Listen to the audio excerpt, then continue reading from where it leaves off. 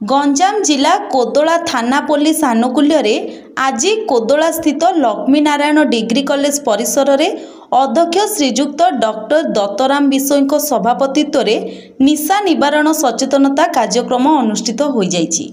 एही कार्यक्रम में पुलिस कर्मचारी गणेश बराड़ राजेंद्र कंहर जोगदे निशा को किपरि रोका जाई परिबो, निशा द्वारा निज शरीर क्षति हेबा सह परिवार रे अशांति समाज उपरे एहार कुप्रभाव को नहीं विस्तृत आलोचना करथिले।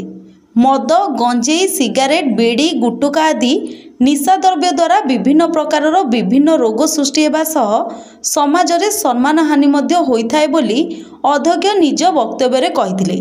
छात्र छात्री माने ब्यानर धरी स्लोगान दे निशा निवारण पई सचेतनता वार्ता जनसाधारण को देथिले।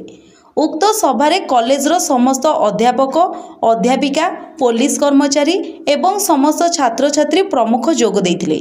निशा निवारण पई सचेतनता सृष्टि करा जिबा पई एक शपथ पाठ मध्य करा जायतिला। गंजामरू विश्वम्बर दास का रिपोर्ट, पब्लिक मीडिया।